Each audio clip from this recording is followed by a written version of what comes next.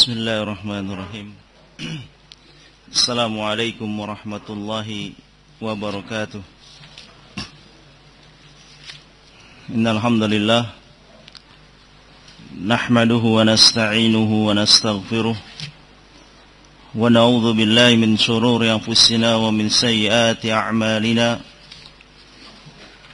May yahdihillahu fala mudilla lahu wa may yudlil fala hadiya lahu. Asyhadu an la ilaha illallah wahdahu la syarika lah wa asyhadu anna Muhammadan abduhu wa rasuluh. Qala Allah ta'ala fil Qur'anil Karim, ya ayyuhalladzina amanu taqullaha haqqa tuqatih wa la tamutunna illa wa antum muslimun. يا أيها الناس اتقوا ربكم الذي خلقكم من نفس واحدة وخلق منها زوجها وبث منهما رجالا كثيرا ونساء واتقوا الله الذي تساءلون به والأرحم إن الله كان عليكم رقيبا. يا أيها الذين آمنوا اتقوا الله وقولوا قولا سديدا يصلح لكم أعمالكم ويغفر لكم ذنوبكم ومن يطع الله ورسوله فقد فاز فوزا عظيما. أما بعد فإن أصدق الحديث كتاب الله وخير الهدي هدي محمد صلى الله عليه وعلى آله وسلم وشر الأمور محدثاتها فإن كل محدثة بدعة وكل بدعة ضلالة wa kullu dhalalatin finnar. Ikhwati fillah wa akhwati fillah, a'azani wa azakumullah. Kita akan membacakan satu hadis yang dikeluarkan oleh Al-Imam Bukhari dan Imam Muslim dari jalan sahabat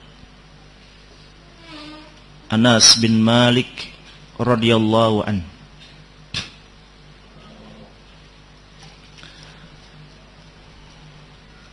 An Abi Hamzah Anas bin Malik radhiyallahu anhu khadimi Rasulillah sallallahu alaihi wa ala alihi wasallam, dari sahabat Abi Hamzah Anas bin Malik radhiyallahu an, yaitu pembantu Rasulullah sallallahu alaihi wasallam. Jadi sejak kecil beliau dibawa oleh ibunya ke hadapan Nabi sallallahu alaihi wasallam untuk membantu pekerjaan Nabi sallallahu alaihi wasallam, dan ibunya ini mengharapkan agar Anas bin Malik radhiyallahu anhu bisa mengambil faidah dari Rasulullah sallallahu alaihi wa ala alihi wasallam. Di sini disebutkan khadimi Rasulullah sallallahu alaihi wasallam, pembantu Rasulullah sallallahu alaihi wasallam. Maka para ulama menyebutkan bahwasannya dibolehkan untuk seseorang menjadi pembantu seorang yang alim, untuk dia bisa mengambil ilmu yang dimiliki oleh seorang yang alim dalam keseharian orang alim tersebut. Bagaimana beliau berbicara, bagaimana beliau bersikap, bagaimana kesehariannya. Ini bisa diambil faidah ketika seseorang bersama seorang yang alim. Naam. Anin Nabi sallallahu alaihi wasallam, dari Nabi sallallahu alaihi wa alihi wasallam, dan contoh hadis ini bahwasanya Anas bin Malik mendapatkan ilmu dari Rasulullah sallallahu alaihi wa alihi wasallam. Iya. Qala, Rasulullah SAW bersabda, la yu'minu ahadukum hatta yuhibba li akhihi ma yuhibbu li nafsihi. Tidak beriman salah seorang kalian hingga kalian mencintai saudaranya ma yuhibbu li nafsihi, apa yang dia cintai untuk dirinya sendiri. Iya. Kalimat yang singkat tetapi memiliki makna yang sangat dalam. Kata Nabi sallallahu alaihi wasallam, la yu'minu ahadukum, tidak beriman. Disebutkan oleh Syekh Muhammad bin Shalih Al-Utsaimin rahimahullah, beliau menyatakan maksudnya adalah la yatimu imana ahaduna, tidak sempurna iman salah seorang kita. Fan-nafyu huna lil kamali wat tamam wa laysa nafiyan lil aslil iman. Peniadaan iman di sini itu adalah peniadaan secara kesempurnaan iman. Bukan artinya adalah peniadaan pokok asal keimanan. Iya. Berarti kita artikan la yu'minu ahadukum adalah tidak sempurna keimanan seseorang. Iya. Dia beriman tetapi dia tidak sempurna. Iya. Sampai dia mencintai saudaranya apa yang dia cintai untuk dirinya. Nah, kalau dia tidak ada rasa cinta kepada saudaranya, merasa acuh kepada saudaranya, iya, kamu, saya, ini berarti dia tidak sempurna keimanannya. Nah, kemudian kenapa diartikan la yu'minu ahadukum, tidak beriman salah seorang kalian itu, diartikan ya tidak sesuai zahir kata pada hadis tersebut. Padahal zahirnya la yu'minu ahadukum, tidak beriman. Berarti tidak beriman, tidak punya iman. Ya. Kenapa ditafsirkan, ditakwilkan dengan makna tidak sempurna? Nah, maka kita jawab pertanyaan tersebut. Daliluna ala hada anna dzalikal amal la yukhriju bihil insan minal iman. Dalil kita terhadap ya penafsiran atau takwil dari hadis ini bahwasannya amal tersebut tidak akan keluar dari seseorang ya dari keimanannya. Jadi ketika seseorang itu tidak mencintai saudaranya, ya, itu perbuatannya tidak mengeluarkan dia dari keimanan. Wala ya'tabiru murtaddan, dan juga tidak teranggap sebagai seorang yang murtad. Dia acuh kepada saudaranya. Bukan berarti ketika dia acuh dia keluar dari agama Islam, tidak. Iya. Wa innama huwa min babin nasihah, hanya saja ini merupakan dari bab nasihat. Ya. Fayakunu nafyu huna nafiyan lil kamalil iman. Maka penafian di sini, peniadaan di sini adalah peniadaan kesempurnaan iman seseorang.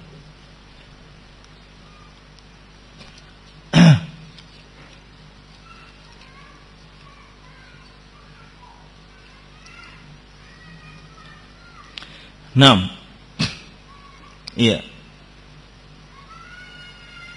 Jadi ketika dia tidak mencintai saudaranya, dia lebih suka mementingkan dirinya sendiri. Iya. Saudaranya susah, saudaranya perlu bantuan, saudaranya jauh dari taklim, saudaranya jauh dari ketaatan kepada Allah, ya, dia tidak peduli. Ya. Kamu, saya. Iya. Maka dalam hadis ini menyatakan ini merupakan bab nasihat. Ya. Kalau kita ingin sempurna keimanan kita, maka kita mencintai saudara kita, ya, sebagaimana kita mencintai untuk diri kita sendiri. Ya. Kita suka kalau kita berada di atas ketaatan kepada Allah. Kita senang kalau kita adalah orang yang terus hadir dalam majelis ilmu. Maka kita pun harus suka saudara kita seperti kita sendiri. Kemudian kenapa? Ya. Ditakwilkan dari makna zahirnya. Bukankah ya kalian itu mengingkari orang-orang ahlu ta'wil? Ya. Ahlu sunnah adalah orang-orang yang mengingkari ahlu ta'wil. Ya.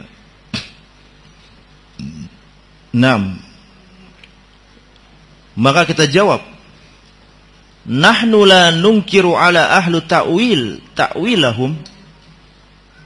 Kami tidak mengingkari para ahlu ta'wil terhadap ta'wil mereka. Ya. Kami tidak mengingkari. Innama nunkiru ala ahlu ta'wil ta'wiluhum alladzi la dalila alaih. Sesungguhnya hanya saja kami mengingkari ahlu ta'wil, ya, terhadap ta'wil mereka, tafsir mereka yang mereka lakukan tidak atas dasar dalil. Ya. Tidak atas dasar dalil. Ya. Li'annahu idza lam yakun alaihi dalilun sara tahrifan wa laysa ta'wilan. Karena apabila seseorang, ya, menafsirkan tanpa didasari dalil, maka jadilah itu disebut sebagai tahrif. Ya, tahrif, ya, menyimpang dari makna yang sebenarnya, memalingkan dari makna yang sebenarnya. Ya. Dalam firman Allah, ya, bahwasannya Allah memiliki tangan. Ya. Yadullah fawqa aydihim. Tangan Allah berada di atas tangan-tangan mereka. Kata ahlu ta'wil, ini artinya adalah kekuatan Allah, al-quwwah. Iya. Ketika mereka mentakwilkan dari tangan Allah menjadi kekuatan, ini tidak ada dalil, sehingga ini yang disebut sebagai tahrif. Ya, tahrif, bukan disebut sebagai ta'wil. Yang dinamakan ta'wil itu adalah yang berdasarkan di atas dalil. Ya. Maka ketika berdasarkan di atas dalil, itu teranggap tafsir sebuah kalam, sebuah ucapan. Iya. tafsir sebuah ucapan. Sebagaimana Nabi sallallahu alaihi wasallam mendoakan Abdullah bin Abbas radhiyallahu anhuma dengan doa beliau, Allahumma faqihu fid din wa 'allimhu ta'wila. Ya. Ta'wil di sini adalah at-tafsir. Nah. Ikhwati fillah wa akhwati fillah, azani wa azakumullah. Ya. Jadi yang dimaksud di sini la yu'minu ahadukum artinya adalah la yatimmu imanun ahaduna. Tidak sempurna keimanan salah seorang dari kita. 6. Kalau nanti ada orang yang memberikan pertanyaan, loh kenapa kok antum takwil? Bukannya makna sebenarnya kalimat zahirnya ini adalah la yu'minu, maka kita bisa menjawabnya. Nah, kemudian al-iman itu sendiri bermakna secara bahasa adalah al-iqrar al-mustalzim lil qabul wal id'anu wa huwa mutabiqun lil ma'na syar'i. Al-iman la yu'minu ahadukum, tidak sempurna keimanan salah seorang kalian. Apa itu iman? Iman secara bahasa adalah al-iqrarul mustalzim, menetapkan sebuah keharusan, lil qabul untuk diterima, wal id'an dan tunduk. Ya, ini namanya iman secara bahasa. Menetapkan sesuatu yang mengharuskan untuk diterima, sesuatu yang diharuskan untuk diterima dan tunduk. Ini namanya keimanan. Iman kepada Allah secara bahasa adalah menetapkan sesuatu yang harus diterima dan tunduk. Kita tunduk menerima bahwasanya Allah itu ada. Walaupun kita tidak bisa melihatnya. Tetapi kita bisa menetapkan adanya Allah adalah dengan tanda-tanda kebesaran Allah. Jadi kita menyembah itu bukan kepada sesuatu yang tidak ada. Kita sujud, kita ruku itu kepada sesuatu yang ada. Dari sisi mana kita tahu Allah itu ada? Dari tanda-tanda kebesaran Allah.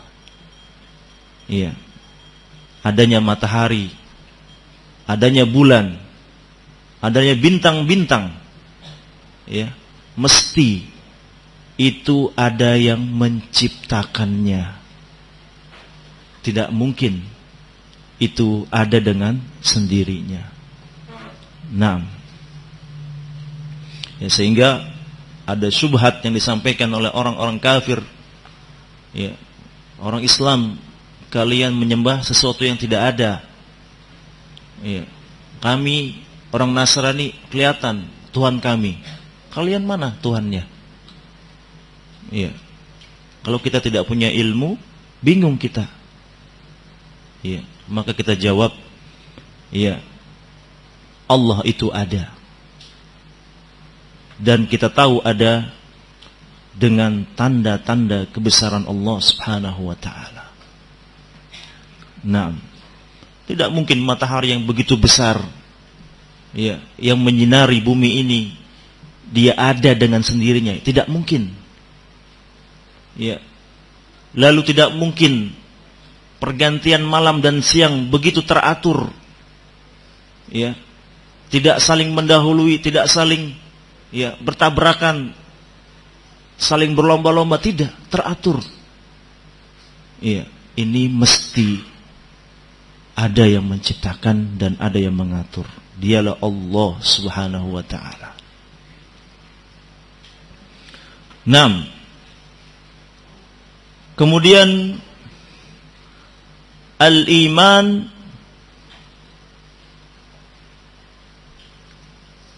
secara bahasa adalah al-iqrar, menetapkan, yaitu al-iqrarul qalb, menetapkan di dalam hati, ya, dan mengharuskan untuk diterima dan tunduk, ya, dan tunduk. Adapun al-iman, ya, secara syar'i,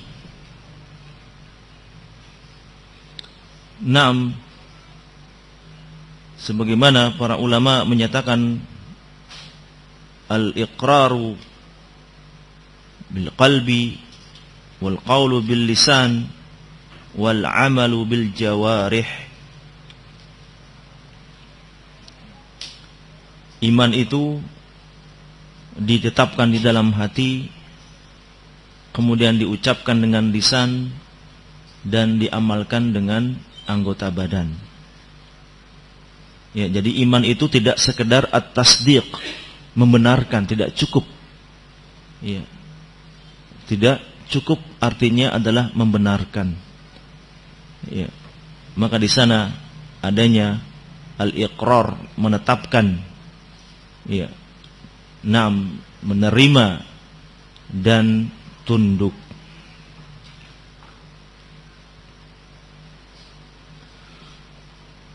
Iya.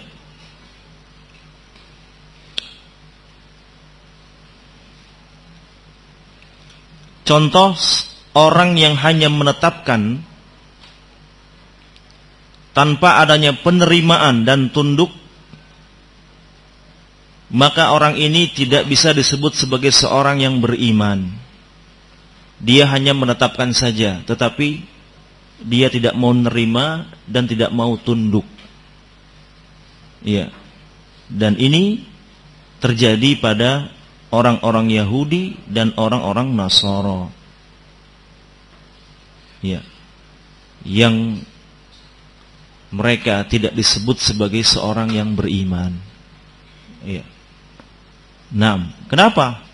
Karena mereka tidak menerima agama Islam dan tidak tunduk, ya, terhadap agama Islam. Apakah mereka menetapkan adanya agama Islam? Naam. Mereka menetapkan adanya agama Islam. Bahkan orang-orang Yahudi mengetahui, ya, Nabi yang terakhir itu adalah Nabi Muhammad SAW. Ya. Dan ajarannya adalah ajaran yang sempurna, menyempurnakan agama-agama sebelumnya. Mereka tahu, menetapkan, tetapi mereka tidak menerima dan tidak tunduk, sehingga mereka tidak dikatakan sebagai seorang yang beriman. Iya. Maka suatu ucapan yang, ya, aneh jika ada seorang muslim tidak berani mengatakan orang Nasrani, orang Yahudi itu adalah orang kafir. Iya. Jangan kita katakan dia orang kafir. Dia juga kan sama-sama agama, yang beragama, agama tersebut turun dari langit. Ya, sama-sama. Jangan disebut sebagai orang kafir. Ini orang muslim yang aneh. Ya. Ya. Padahal mereka tidak beriman terhadap syariat Nabi Muhammad sallallahu alaihi wasallam. Iya. Kemudian tempatnya iman. Tempatnya iman itu adalah fi qalbi wal lisan wal jawarih.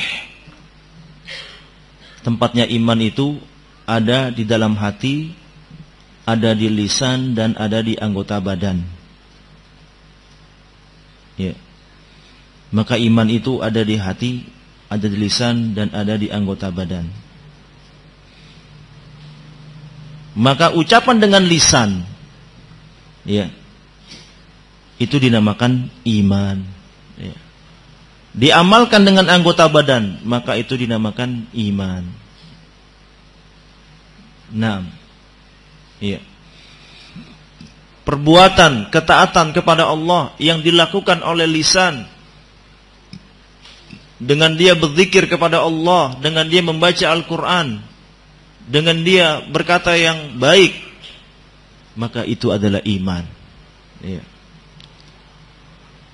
Adapun yang diamalkan dengan anggota badan, dia sholat dengan gerakan badannya, dia berwudu, ya, dia sedekah, dia membantu saudaranya, maka itu adalah iman.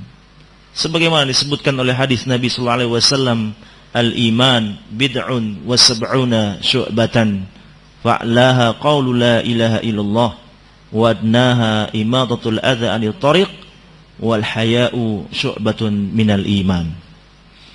Kata Nabi sallallahu alaihi wasallam, iman itu ada 70 sekian cabang. Yang tertinggi keimanan itu adalah ucapan la ilaha illallah. Ini yang tertinggi. Ya, ucapan kalimat la ilaha illallah. 6. Ya. Bukan sekedar mengucapkan kalimat la ilaha illallah, tetapi dia mengetahui kandungan di dalam kalimat tersebut. La ilaha artinya tidak ada sesembahan yang berhak untuk disembah, yang berhak untuk dimintai, yang berhak untuk ditakuti, illallah, kecuali hanyalah Allah subhanahu wa ta'ala. Iya. Sehingga dia melaksanakan kandungan dari kalimat la ilaha illallah tersebut. Dia meninggalkan sesembahan selain Allah. Dia meninggalkan permintaan-permintaan dia dari selain Allah. Dia hanya memurnikan permintaannya kepada Allah subhanahu wa ta'ala. Ya. Jadi bukan hanya sekedar mengucapkan kalimat la ilaha illallah sudah. Ya. Nah, tetapi dia harus paham dan mengerti kandungan makna la ilaha illallah. Ya. Kemudian wa adnaha, yang terendah dari keimanan itu adalah imadatul adza 'anit thariq, menyingkirkan gangguan dari jalan. Ya. Ini juga termasuk keimanan yang dilakukan oleh anggota tubuh. Ya. Ada kayu yang menghalangi jalan, dia singkirkan. Ada batu-batu kerikil, ya, dia bersihkan. Ya, ada kulit pisang, kulit duren, ya, di tengah jalan dia singkirkan. Ada pecahan beling, ya, dia singkirkan. Paku dia singkirkan. Sesuatu yang menghalangi jalan, ya, maka itu termasuk keimanan. Ya. 6. Wal haya'u syu'batun minal iman, dan rasa malu itu adalah cabang dari cabang keimanan. Ya, malu itu merupakan keimanan. Ya, malu untuk berbuat maksiat kepada Allah subhanahu wa ta'ala, itu namanya keimanan. Ya, bukan malu berbuat baik. Mau salat ke masjid malu. Ya. Mau belajar agama malu. Ya. Ini bukan malu. Ya. Nah, malu itu adalah, ya, dia malu untuk melakukan perbuatan-perbuatan, ya, maksiat kepada Allah subhanahu wa ta'ala. Saya malu kalau ketahuan karena ini adalah maksiat. Saya malu berdusta karena ini adalah maksiat. Ini namanya sifat malu, dan itu adalah keimanan. Kemudian kata Nabi sallallahu alaihi wasallam, hatta yuhibba li akhihi, hingga dia mencintai saudaranya, yaitu mencintai dari kebaikan-kebaikan, dan dia menolak kejelekan-kejelekan, ya, dia suka, ya, 6, terhadap hal tersebut. Maka, ya, ketika dia cinta kepada saudaranya, maka sempurna keimanan dia sebagai seorang muslim. Li akhihi, saudaranya ini adalah mukmin, seorang yang mukmin, bukan kafir, ya. Bukan kafir, tapi seorang yang beriman kepada Allah Subhanahu wa taala.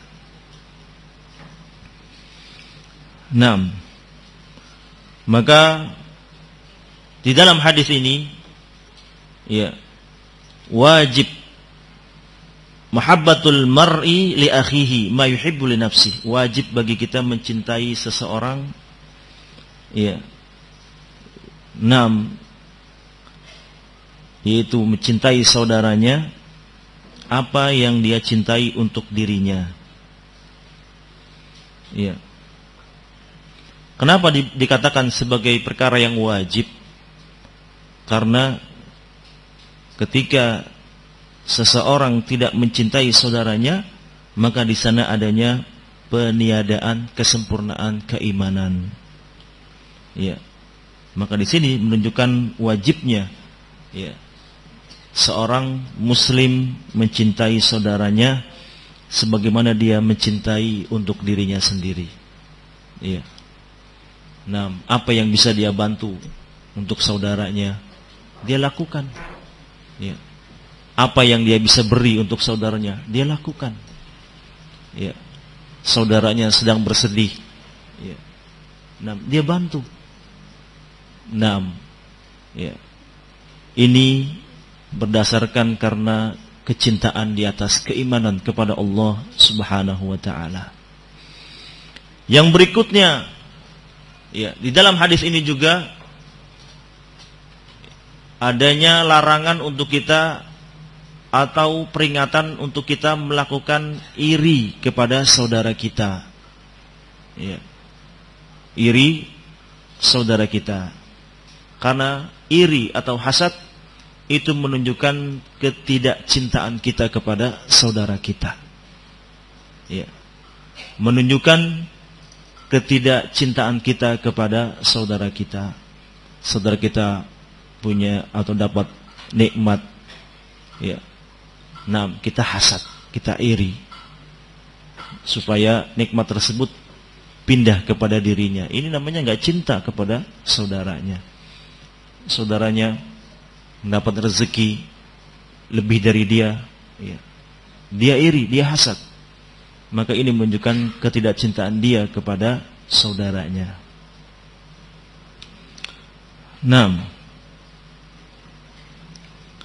Kemudian bagaimana kita bisa mencintai saudara kita? Bukankah ini perkara yang kadang sulit untuk diri kita? Ya, kita bisa melakukannya, ya. Seperti, ya, ketika kita mungkin orang yang, ya, punya ilmu yang Allah berikan kepada kita, kita ingin saudara kita punya ilmu juga seperti kita. Atau kita Allah berikan kemudahan, ya, diberikan harta, menjadi orang yang, ya, kaya, lalu kita ingin saudara kita kaya seperti kita. Ya, ini terkadang sulit. Maka sebenarnya ini tidak sulit, ya, untuk kita lakukan. Ya. Ini ketika kita meniatkan diri kita untuk membantu saudara kita semampu kita, ya, maka ini akan mudah untuk kita lakukan. Ya, mungkin kita bisa berikan pandangan-pandangan, ya, untuk dia bisa menjalankan usaha atau maisyahnya.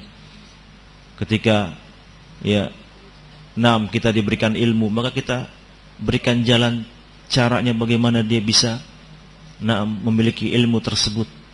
Ya. Ini ketika ada keinginan dalam diri kita untuk membantu saudara kita. Ikhwati fillah azani wa azakumullah. Lalu apakah termasuk, ya, kita mencintai saudara kita ya, naam, membantu dia dalam ulangan misalnya, ya, santri sedang ulangan mid semester atau semesteran, saya cinta kepada saudara saya, ya, saya bagus nilainya, saudara saya juga harus bagus nilainya, jadi saya kasih tahu ini, ya, isinya. Apakah ini termasuk, ya, dalam hadis ini? Hah? Termasuk? Suka dikasih contekan enggak? Hah? Enggak. Suka dikasih contekan? Suka. Iya. 6. Ini tidak termasuk dalam bab ini. Iya. Kenapa? Karena ini termasuk dalam bab al-ghish, bab penipuan. Iya. 6. Dia nggak bisa menjawab pertanyaan tersebut, dibantu oleh temannya, ya, kasih contekan, akhirnya dia bisa. Yang sebenarnya dia tidak bisa menjawab, berarti dia sudah menipu, ya, sudah menipu. Dan sesungguhnya hakikatnya ini merupakan bukan mencintai saudaranya, bukan berbuat baik kepada saudaranya, bahkan ini adalah isa'atul li akhi, yaitu dia berbuat jelek kepada saudaranya, menjerumuskan saudaranya kepada kejelekan. Dan ini bukan perbuatan kebaikan, ya. 6. Ini bukan perbuatan kebaikan, bahkan ini, ya, akan membawa kepada sifat khianat, yang di sana dia, 6, tidak amanah terhadap, ya, pelajaran yang diberikan. 6. Khawati fil azani wa azakumullah.